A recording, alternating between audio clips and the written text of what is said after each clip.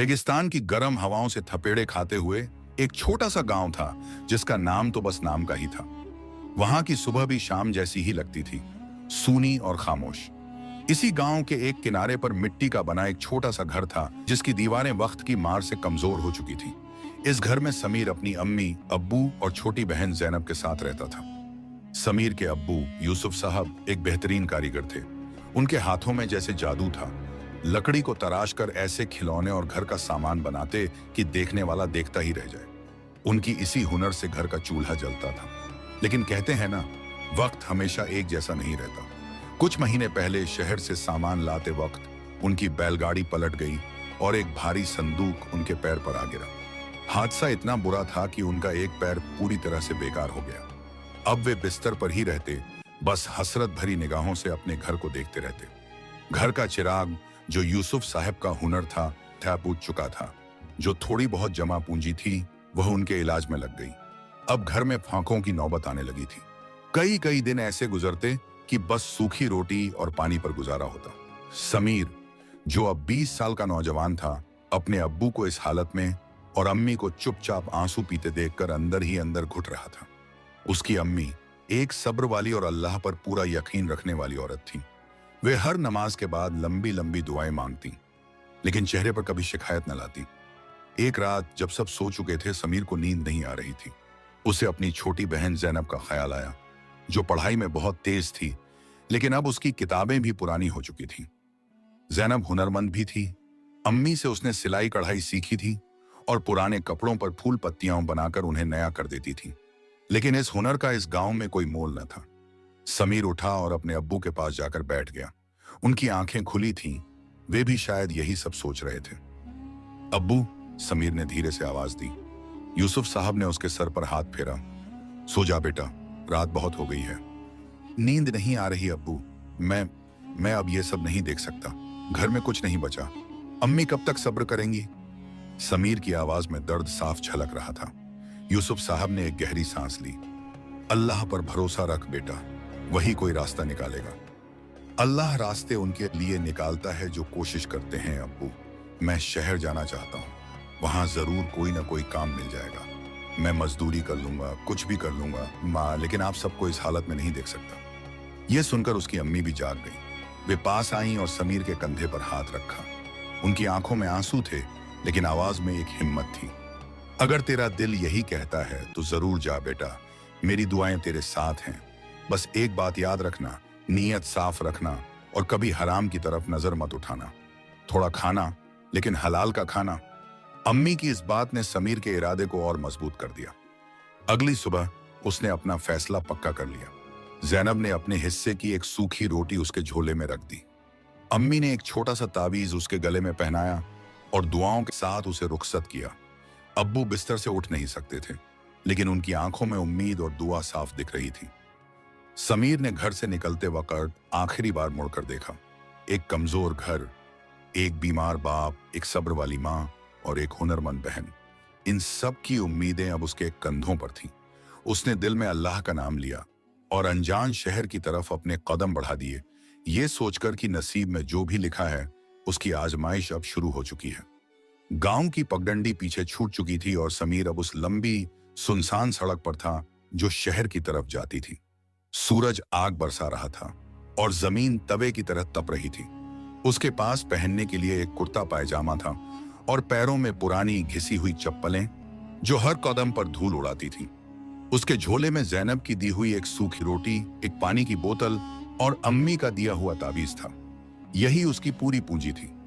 जैसे जैसे दिन ढलता गया, समीर का शरीर थकने लगा। उसने कभी इतना लंबा सफर पैदल नहीं किया था। उसके कंधे, जो अब तक सिर्फ गांव के खेत खलिहानों का बोझ उठाते थे, आज पूरे परिवार की उम्मीदों के बोझ से झुके जा रहे थे। हर गुजरती हुई गाड़ी से उड़ती धूल उसके चेहरे और बालों पर जम जाती, लेकिन उसके इरादे पर नहीं। जब भी हिम्मत टूटने लगती, उसे अपनी अम्मी के दुआ करते हुए हाथ, अब्बू की हसरत भरी निगाहें और जैनब का मासूम चेहरा याद आ जाता। ये यादें उसके थके हुए कदमों में फिर से जान डाल देती। शाम होने पर वह एक पेड़ के नीचे सुस्ताने के लिए रुका। उसने झोले से वह सूखी रोटी निकाली। रोटी सख्त हो चुकी थी। उसने उसे 2 हिस्सों में तोड़ा, एक हिस्सा खा लिया और दूसरा कल के लिए बचा लिया। पानी के 2 घूंट पीते हुए उसने आसमान की तरफ देखा और दिल ही दिल में अल्लाह से दुआ की, या रब मेरी मदद फरमा, मैं अपने घर वालों के लिए निकला हूं, मुझे रास्ता दिखा। 2 दिन और 2 रात के लगातार सफर के बाद आखिरकार उसे दूर से शहर की रोशनियां दिखाई दी। वो रोशनियां नहीं थीं, जैसे उम्मीद के जुगनू थे जो उसे अपनी तरफ बुला रहे थे। शहर में दाखिल होते ही समीर हैरान रह गया। ऊंची ऊंची इमारतें, सड़कों पर दौड़ती गाड़ियों का शोर, लोगों की भीड़, सब कुछ उसके लिए नया और अजीब था। उसके गांव की शांति के मुकाबले यह शहर एक शोर मचाता हुआ समुंदर था, और वह एक अनजान कश्ती की तरह उसमें आ गया था। अगले दिन सुबह होते ही समीर काम की तलाश में निकल पड़ा। उसने सोचा था कि शहर में काम मिलना आसान होगा, लेकिन हकीकत बिल्कुल अलग थी। वह हर दुकान, हर होटल, हर निर्माण स्थल पर गया। काम मिलेगा साहब? वह हर जगह एक ही उम्मीद से पूछता। क्या काम जानते हो? सामने से सवाल आता। कुछ भी कर लूंगा साहब, मजदूरी, सफाई, बोझ उठाना, बस काम दे दीजिए, वह मिन्नत भरे लहजे में कहता। लेकिन हर जगह से उसे एक ही जवाब मिलता, अभी कोई जरूरत नहीं है, या तुम्हारे जैसे रोज आते हैं। दिन ढल जाता लेकिन काम नहीं मिलता। उसकी जेब में जो चंद सिक्के थे वो भी धीरे धीरे खत्म हो रहे थे। रात को सोने का कोई ठिकाना न था। कभी किसी मस्जिद के बरामदे में सो जाता, तो कभी किसी बस स्टैंड की बेंच पर। शहर की सर्द रातें उसके जिस्म को ठिठुरा देती, लेकिन अंदर की आग उसे जिंदा रखती। उसे अपने घर की याद आती, अम्मी के हाथ का बना गरम खाना, अब्बू की बातें, जैनब से नोक झोंक। उसकी आंखों के कोने भीग जाते, लेकिन वह आंसुओं को बाहर नहीं आने देता। उसे कमजोर नहीं पड़ना था। 1 हफ्ते से ज्यादा हो गया था। अब उसके पास एक फूटी कौड़ी भी नहीं बची थी। 2 दिन से उसने कुछ नहीं खाया था। भूख से उसका पेट अंदर धंस गया था और चेहरा पीला पड़ गया था। एक दिन वह एक बड़ी मार्केट में बैठा था, लोगों को आते जाते देख रहा था। तभी उसकी नजर एक निर्माण स्थल पर पड़ी, जहां मजदूर सर पर ईंटें उठाकर ले जा रहे थे। समीर हिम्मत करके वहां गया और ठेकेदार से काम मांगा। ठेकेदार एक सख्त मिजाज आदमी था। उसने समीर को ऊपर से नीचे तक देखा और कहा, सूरत से तो नहीं लगता कि तुमसे मेहनत होगी। साहब, एक मौका देकर देखिए, मैं आपको शिकायत का मौका नहीं दूंगा। 2 दिन से भूखा हूं। समीर की आवाज में इतनी लाचारी थी कि ठेकेदार का दिल शायद पिघल गया। ठीक है, लग जाओ काम पर, दिन के 150 रुपए मिलेंगे, ठेकेदार ने कहा। 150 रुपए समीर के लिए ये उस वक्त लाखों के बराबर थे। उसने अल्लाह का शुक्र अदा किया और फौरन काम पर लग गया। धूप में ईंटें उठाना, सीमेंट की बोरियां खींचना, यह काम आसान नहीं था। शाम तक उसका पूरा जिस्म दर्द से टूट रहा था, हाथों में छाले पड़ गए थे। लेकिन जब ठेकेदार ने उसके हाथ पर 150 रुपए रखे, उसे अपना सारा दर्द भूल गया। उसने उन पैसों से सबसे पहले पेट भरकर खाना खाया। कितने दिनों बाद उसके हलक से निवाला उतरा था। फिर उसने सोचा, अगर मैं रोज 150 रुपए कमाऊंगा तो 50 अपने खर्च के लिए रखकर 100 रुपए रोज बचा सकता हूं। महीने के 3000 रुपए मैं अम्मी को भेज सकूंगा। यह सोचकर ही उसकी आंखों में चमक आ गई। लेकिन किस्मत को कुछ और ही मंजूर था।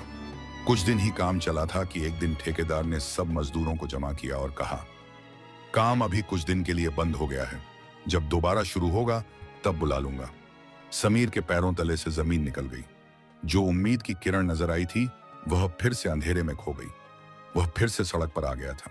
शहर की भीड़ में वह बिल्कुल अकेला था। हर तरफ लोग थे, लेकिन कोई उसका अपना नहीं था। हर तरफ शोर था, लेकिन उसकी खामोश चीख सुनने वाला कोई नहीं था। वह थक कर एक चौराहे पर बैठ गया और आसमान को देखने लगा, जैसे पूछ रहा हो, या अल्लाह, आगे क्या? अब कौन सा इम्तिहान बाकी है? ठेकेदार के लफ्ज समीर के कानों में जहर की तरह घुल गए थे। काम बंद हो गया है। ये सिर्फ 3 लफ्ज नहीं थे, ये उसके टूटे हुए ख्वाबों का मलबा थे। जिस उम्मीद के सहारे उसने पिछले कुछ दिन काटे थे, वो उम्मीद एक पल में ही दम तोड़ गई। उसके हाथ में अब भी कुछ दिन की मेहनत के चंद 100 रुपए थे, लेकिन ये पैसे कब तक चलते? शहर एक ऐसे समंदर की तरह था जो सब कुछ निगल जाता है। यहां हर सांस की कीमत थी, हर निवाले का हिसाब था। वो उसी चौराहे पर देर तक बैठा रहा। गाड़ियों का शोर, लोगों की आवाजें, सब कुछ उसके लिए बेमानी हो चुका था। उसका दिमाग सुन्न था और दिल में एक अजीब सी घबराहट उतर रही थी। उसे अम्मी का चेहरा याद आया, जिन्होंने चलते वक्त कहा था, नीयत साफ रखना, अल्लाह मदद करेगा। उसने खुद से पूछा, क्या मेरी नीयत में कोई खोट है या मेरे सब्र का इम्तिहान अभी बाकी है? उसने अपनी जेब टटोली। अम्मी का दिया हुआ ताबीज अब भी उसके पास था।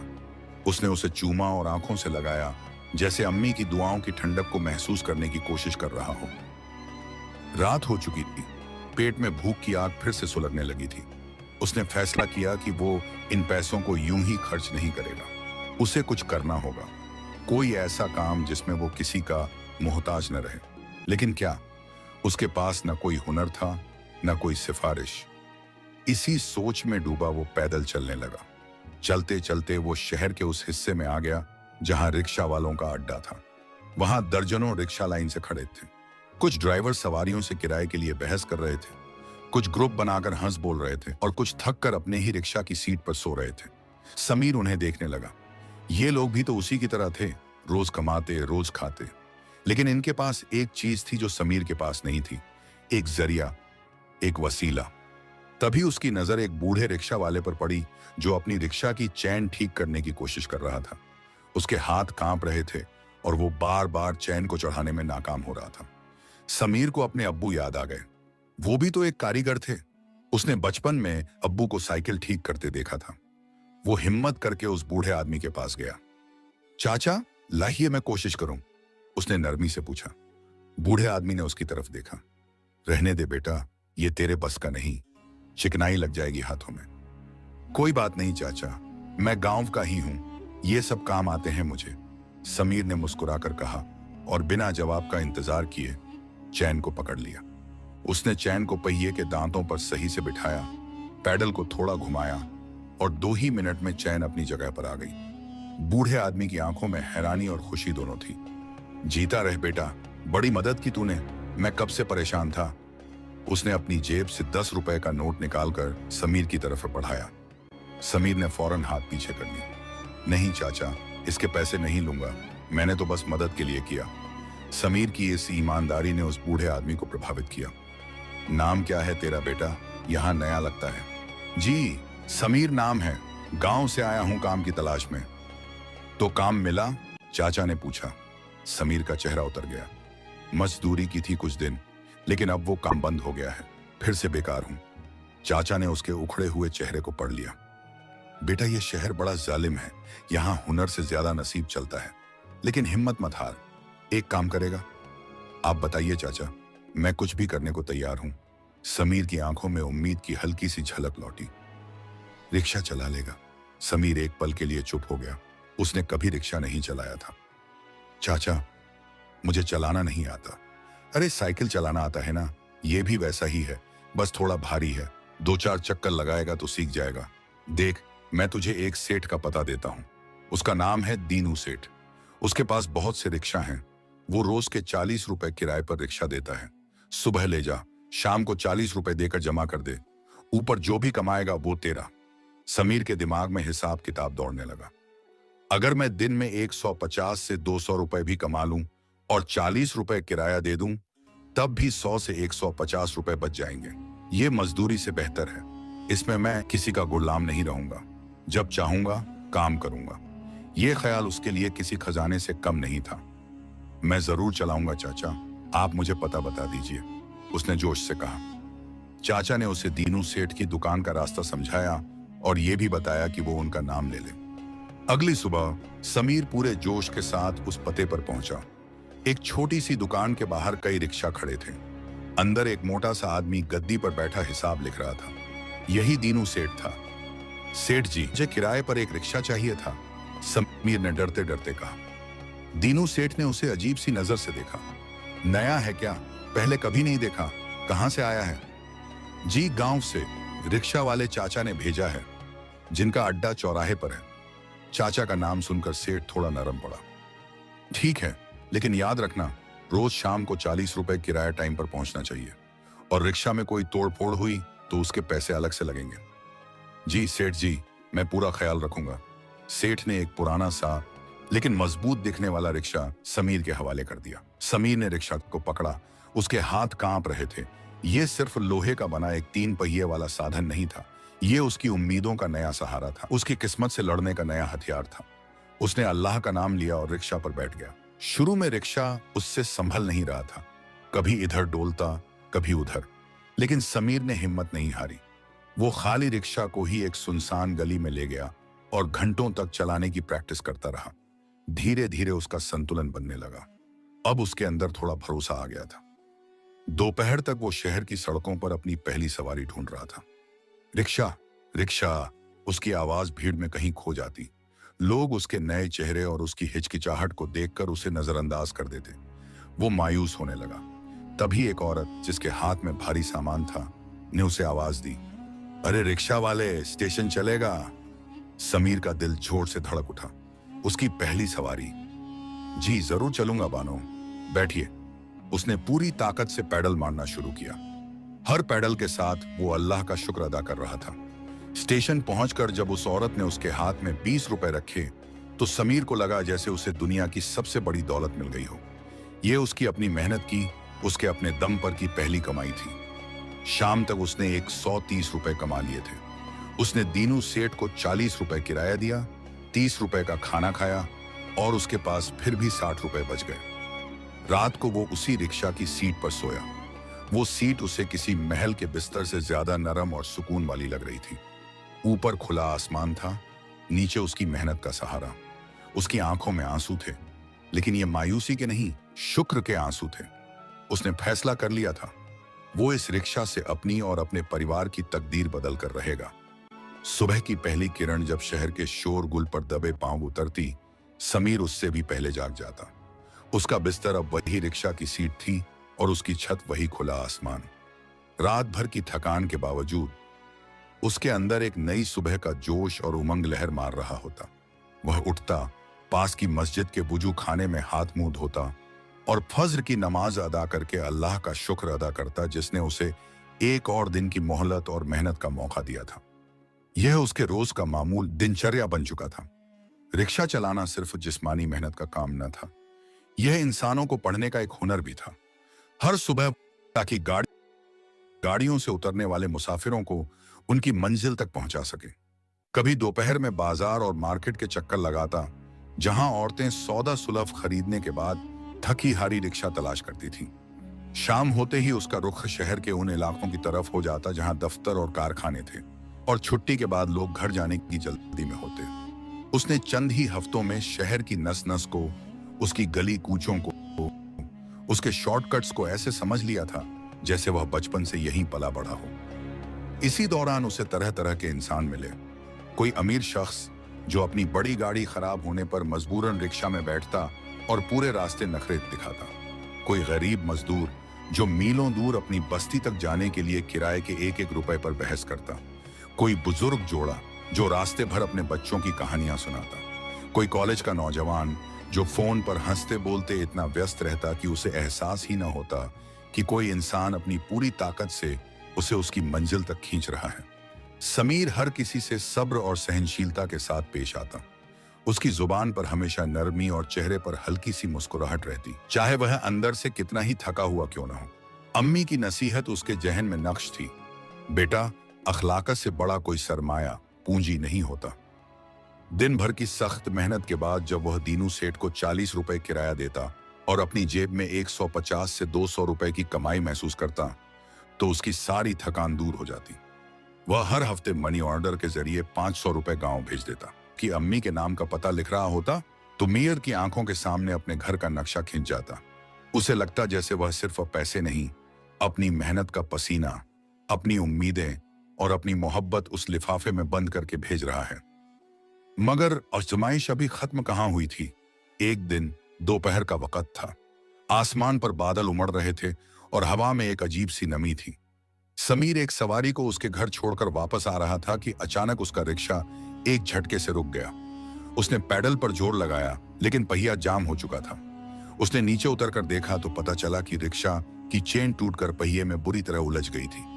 यह एक बड़ी खराबी थी जो उसके बस से बाहर थी। वह परेशान हो गया।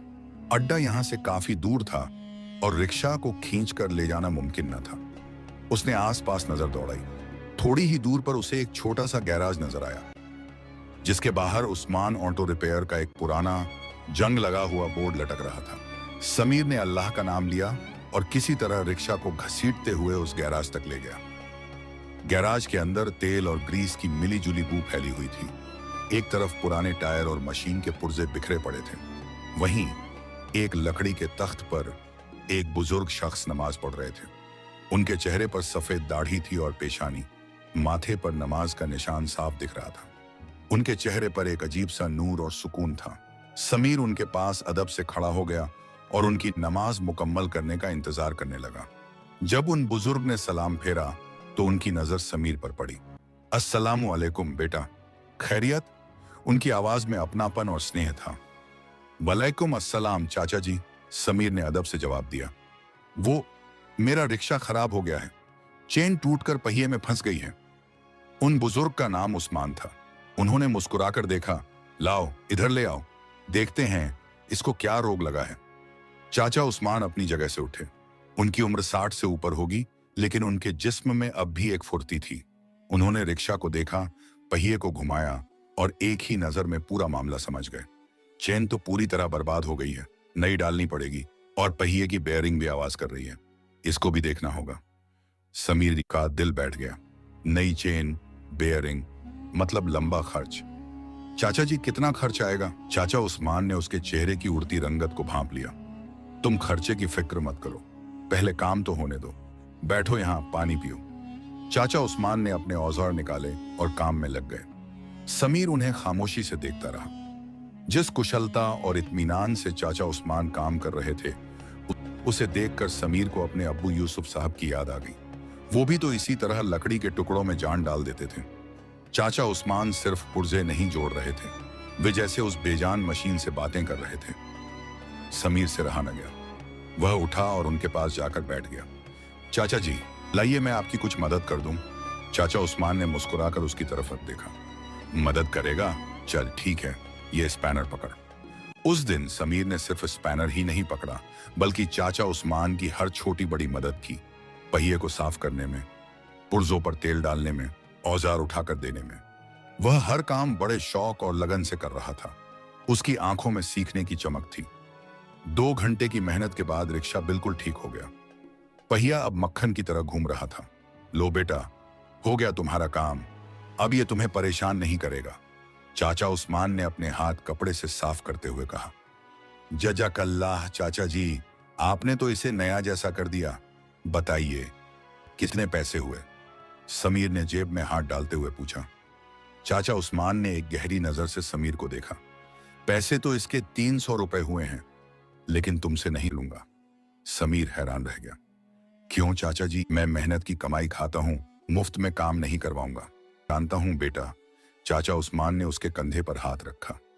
तुम्हारी आंखों में मेहनत की सच्चाई मैंने देख ली है, और तुमने जो 2 घंटे मेरी मदद की, वो इन पैसों से कहीं ज्यादा कीमती है। बस ये समझ लो कि ये मेरी तरफ से तुम्हारे लिए एक तोहफा है।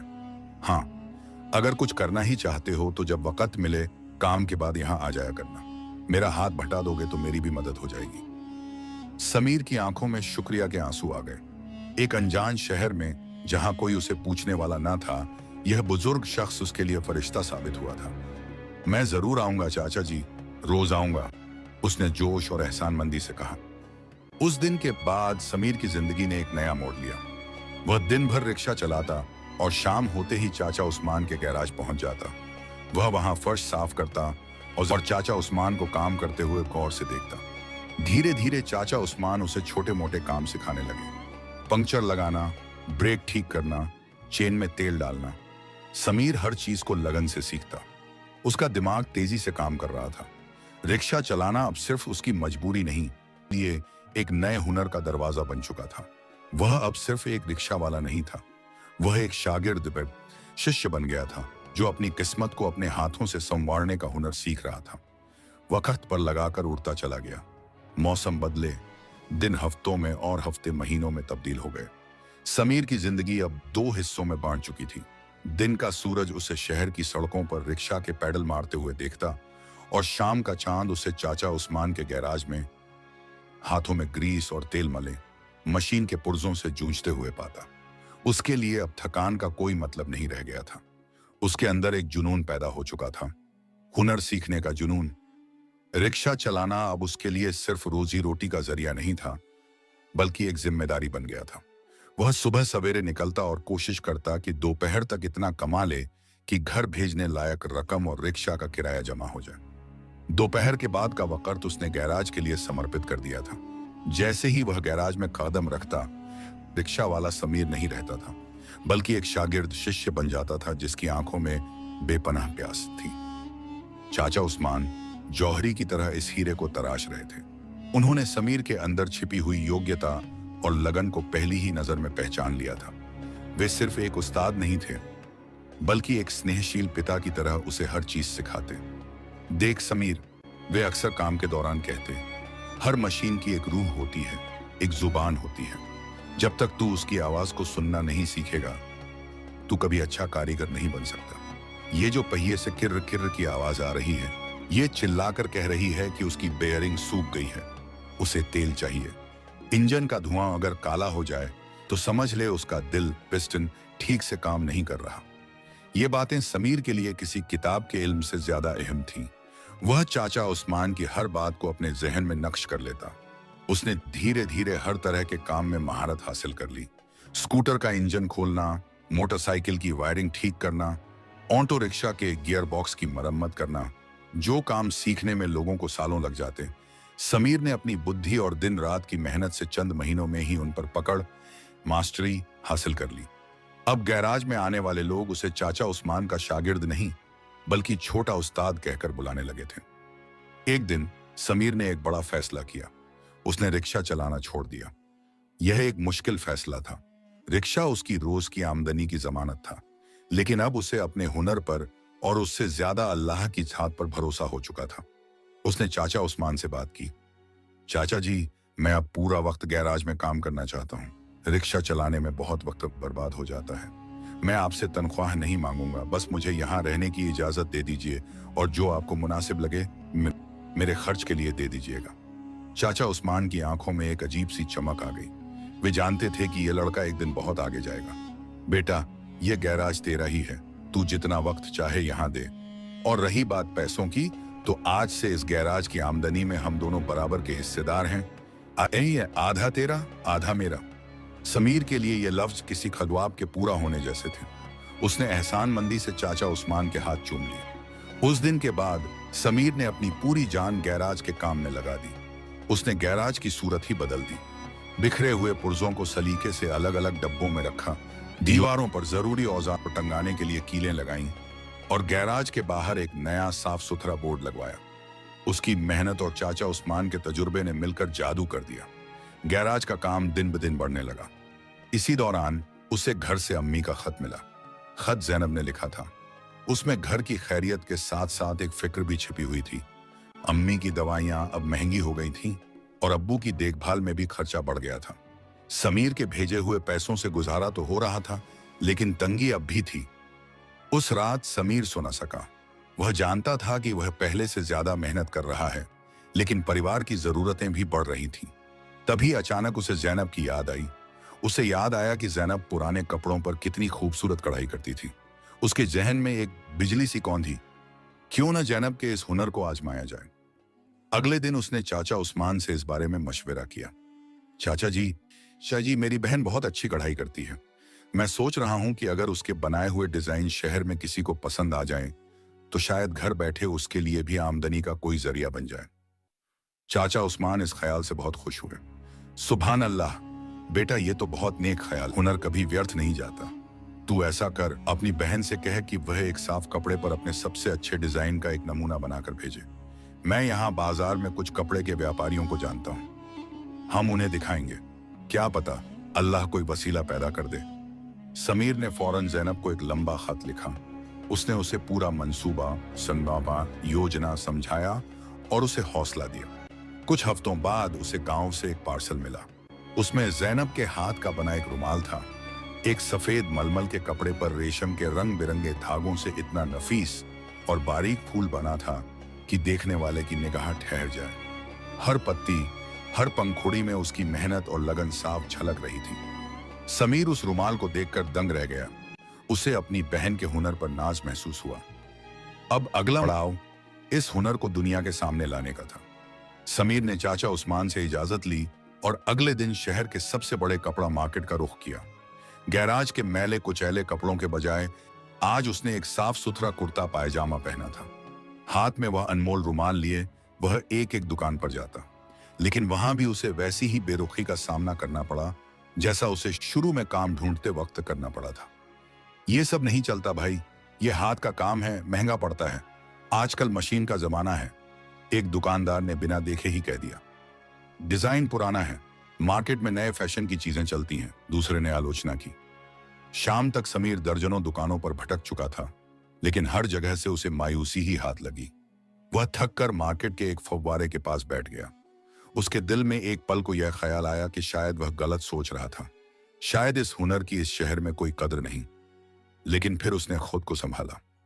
जब अल्लाह ने मेरी मेहनत को व्यर्थ नहीं जाने दिया तो वह मेरी बहन के हुनर को कैसे जाया होने देगा। उसने हिम्मत नहीं हारी और फैसला किया कि वह कल फिर कोशिश करेगा। वह उठने ही वाला था कि उसकी नजर एक छोटी सी लेकिन बेहद सलीके से सजी हुई बुटीक पर पड़ी। उसका नाम था परिपोष। उसने सोचा, चलो ये आखिरी कोशिश है। अंदर एक खुश लबास अच्छे कपड़े पहने खातून काउंटर पर बैठी थी। समीर ने झिझकते हुए उन्हें सलाम किया और वह रुमाल उनके सामने रख दिया। मेरी बहन ने यह बनाया है, मैं सोच रहा था अगर। वह अपनी बात पूरी ना कर सका। उस खातून ने रुमाल उठाया और उसे गौर से देखने लगी। उन्होंने उसे रोशनी में करके उसकी सिलाई की बारीकी देखी, धागों के रंगों के चुनाव को परखा। समीर की सांसें थमी हुई थीं। कुछ देर की खामोशी के बाद उस खातून ने नजर उठाई। उनकी आंखों में हैरानी और पसंदीदगी के भाव थे। ये तुम्हारी बहन ने बनाया है? उन्होंने पूछा। जी, समीर ने धीरे से कहा। इस हुनर की कद्र करना सीखो नौजवान। ये सिर्फ एक रुमाल नहीं, एक कलाकृति है। मैं इस तरह के काम की तलाश में थी। क्या तुम्हारी बहन हमारे लिए काम कर सकती है? हम उसे डिजाइन और कपड़ा देंगे, उसे बस इस पर ऐसी ही नफासत से काम करना होगा। समीर को अपने कानों पर यकीन नहीं आया। जिस हुनर को पूरा बाजार ठुकरा चुका था, उसकी कद्र एक छोटी सी दुकान में हो गई थी। उसकी आंखों में खुशी के आंसू आ गए। उसने अल्लाह का लाख लाख शुक्र अदा किया। एक ही वक्त में दो हुनर, एक भाई का, एक बहन का, अपनी मंजिल की तरफ पहला कदम बढ़ा चुके थे। परिपोष बुटीक की मालकिन, जिनका नाम आलिया बेगम था, एक जौहरी की तरह हुनर की परख रखती थी। उनकी नजर ने एक झलक में ही जैनब के काम में छिपी नफासत, मेहनत और उसकी रूह को पहचान लिया था। समीर के लिए यह लम्हा किसी मौजिज़े-दी चमत्कार से कम न था। जिस शहर ने उसे ठोकर मारी थी, आज वही शहर उसकी बहन के हुनर को सलाम कर रहा था। उसकी खुशी का कोई ठिकाना न था। आलिया बेगम ने उसे पहले ऑर्डर के तौर पर कुछ कपड़े, रेशम के धागे और एक नया डिजाइन देकर कहा, अपनी बहन से कहना इसे आराम से, इत्मीनान से बनाए। हुनर वक्त मांगता है, जल्दी नहीं। उन्होंने पेशगी बाख्तम एडवांस के तौर पर एक अच्छी खासी रकम भी समीर के हाथ पर रखी। समीर जब गैराज वापस लौटा तो उसका चेहरा खुशी से तमक रहा था। उसने सारा माजरा चाचा उस्मान को सुनाया। चाचा उस्मान की बूढ़ी आंखें भी ये सुनकर नम हो गईं। उन्होंने आसमान की तरफ हाथ उठाकर अल्लाह का शुक्र अदा किया।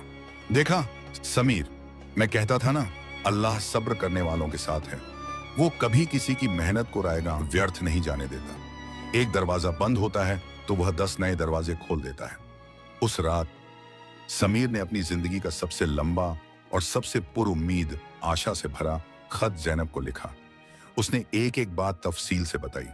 उसने लिखा, जैनब, तुम्हारा हुनर अब सिर्फ एक शौक नहीं रहा, यह हमारे घर की उम्मीद बन गया है। अम्मी से कहना अब उनकी दवा में कभी नागा गैप नहीं होगा, और अब्बू से कहना उनका बेटा अब इतना कमजोर नहीं रहा।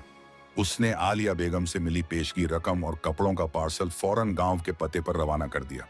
उधर गांव में जब पार्सल और खत पहुंचा, गोया ईद का समा हो गया। जैनब ने जब अपने नाम का पार्सल खोला और उसमें से चमकते रेशमी धागे, नफीस कपड़े और शहर से आया नया डिजाइन देखा तो उसकी आंखों से खुशी के आंसू बह निकले। उसने उस कपड़े को ऐसे चूमा जैसे वह कोई मुकद्दस पवित्र चीज हो। उसकी अम्मी ने उसे गले से लगा लिया। यूसुफ साहब जो बिस्तर पर लेटे थे, उनके चेहरे पर भी मुद्दतों बाद एक गहरी मुस्कुराहट फैल गई। उन्हें अपने बच्चों पर, उनकी तरबियत पर नाज महसूस हो रहा था। जैनब ने पूरी लगन और मेहनत से काम शुरू कर दिया। वह दिन में घर का काम करती और रातें जाग जाग कर उस कपड़े पर अपनी कला के रंग भरती। हर टांका, हर फूल, हर पत्ती में वह अपनी उम्मीदें, अपनी दुआएं और हाई जो और अपने भाई के ख्वाब को बुन रही थी। इधर शहर में समीर और चाचा उस्मान का गैराज अब शहर के मशहूर गैराजों में शुमार होने लगा था। समीर की ईमानदारी, उसके काम की सफाई और वक्त की पाबंदी ने लोगों का दिल जीत लिया था। लोग अब दूसरे मैकेनिक्स को छोड़कर खास तौर पर उनके पास आते थे। समीर ने सिर्फ पुरानी तकनीकों पर ही बस नहीं किया, बल्कि वह नई गाड़ियों के मॉडल, उनके इंजन और टेक्नोलॉजी को समझने के लिए किताबें भी पढ़ता। चाचा उस्मान उसकी इस लगन को देखकर हैरान भी होते और खुश भी।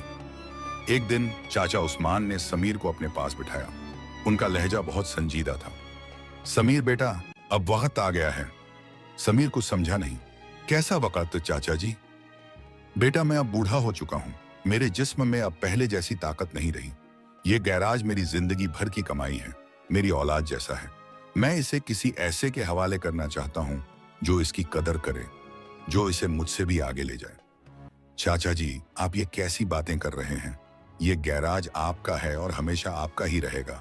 मैं तो बस आपका एक छोटा सा मददगार हूं, समीर ने जज्बाती होकर कहा। नहीं बेटा, चाचा उस्मान ने उसके सर पर हाथ फेरा।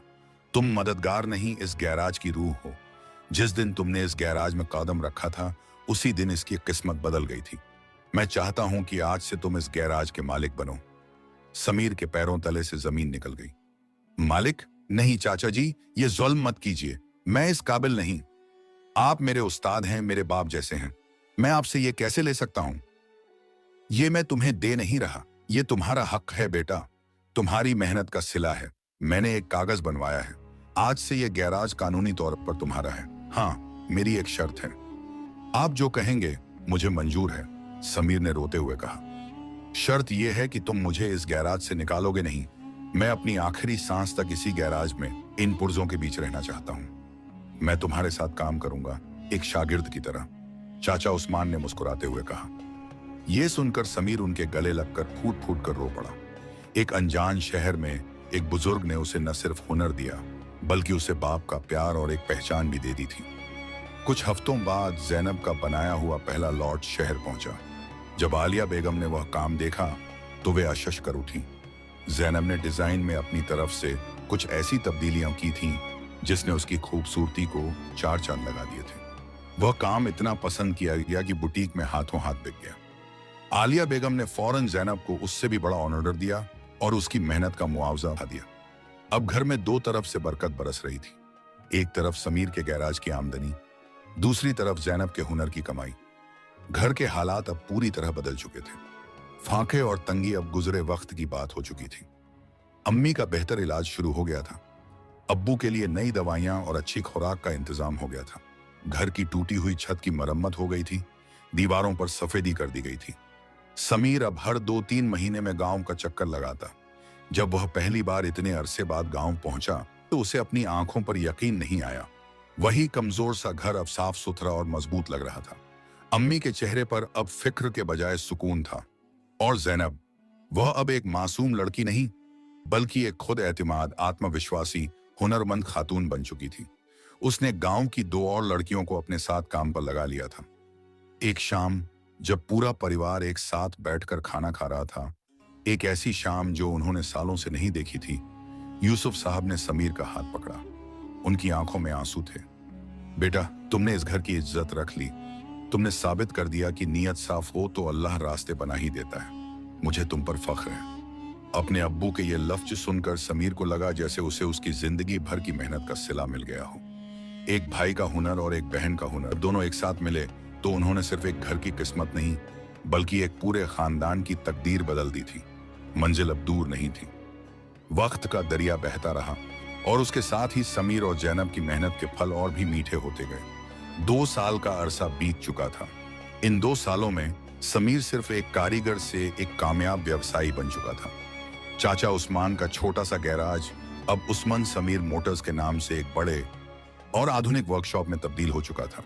समीर ने बैंक से कर्ज लेकर आसपास की जमीन खरीद ली थी और वहां नई मशीनें लगवा दी थी। अब वहां सिर्फ स्कूटर और मोटरसाइकिल ही नहीं, बल्कि बड़ी गाड़ियों और ट्रकों की मरम्मत का काम भी होने लगा था। उसने शहर के कुछ और होनहार और गरीब लड़कों को काम पर रख लिया था, जिन्हें वह न सिर्फ तनख्वाह देता, बल्कि उन्हें अपने उस्ताद चाचा उस्मान की तरह हुनर भी सिखाता। वह कहता था, हुनर बांटने से बढ़ता है, कम नहीं होता। उधर गांव में जैनब का छोटा सा काम अब एक पूरे करघे वर्कशॉप की शक्ल इख्तियार कर चुका था। परिपोष बुटीक से मिलने वाला काम इतना बढ़ गया था कि जैनब ने अपने घर के आंगन में ही एक अलग कमरा बनवा लिया था, जहां गांव की 10 से ज्यादा लड़कियां और औरतें उसके साथ काम करती थीं। उसने उन सबको अपने जैसा ही नफीस काम सिखाया था। अब वह सिर्फ एक हुनरमंद लड़की नहीं थी, बल्कि एक उस्तानी और ऐसा जरिया बन चुकी थी जिसने गांव की कितनी ही मजबूर औरतों के घरों के चूल्हे जला दिए थे। उनके बनाए हुए डिजाइन अब सिर्फ परिपोष तक महदूद नहीं थे, बल्कि आलिया बेगम के जरिए शहर के दूसरे बड़े शोरूम्स तक भी पहुंचने लगे थे। घर की सूरत अब पहचानी नहीं जाती थी। मिट्टी का वह कमजोर घर अब एक पक्का हवादार मकान बन चुका था। यूसुफ साहब का इलाज शहर के सबसे अच्छे हकीम से करवाया गया। उनका पैर पहले की तरह तो ना हो सका, लेकिन अब वे लाठी के सहारे चलने फिरने लगे थे। उन्होंने अपने पुराने औजार फिर से साफ किए थे और आंगन में बैठकर छोटे मोटे लकड़ी के खिलौने बनाने लगे थे। रोजी के लिए नहीं, बल्कि अपनी रूह की तस्कीन के लिए। अम्मी की सेहत अब बहुत बेहतर थी और उनके चेहरे पर हमेशा एक सुकून और शुक्र का नूर रहता।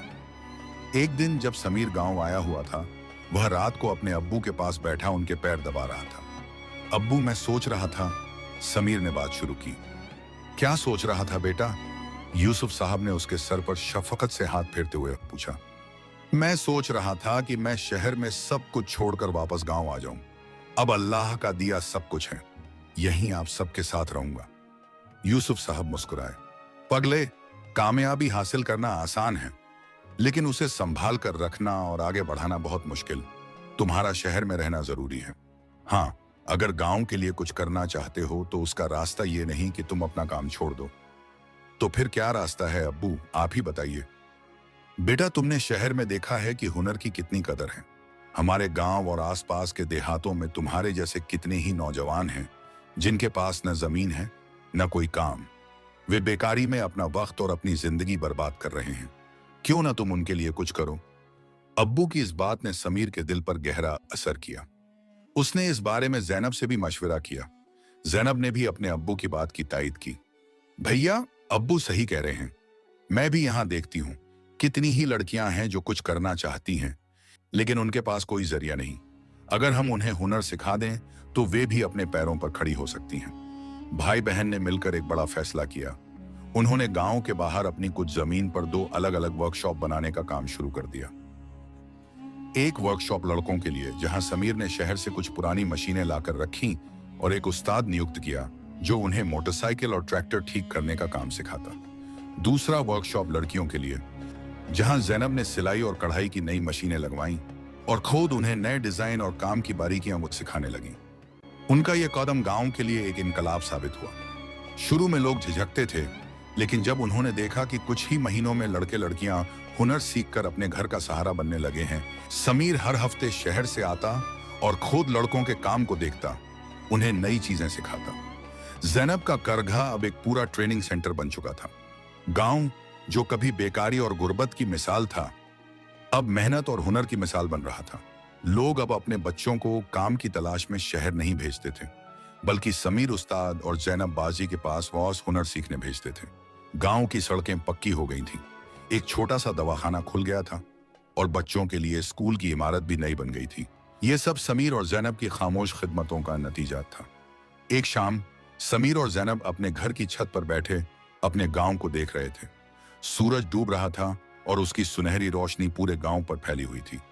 मस्जिद से मगरिब की अजान की आवाज आ रही थी। जैनब, समीर ने एक गहरी सांस लेते हुए कहा, याद है जब मैं शहर जा रहा था तो यही गांव कितना वीरान और बेरंग लगता था।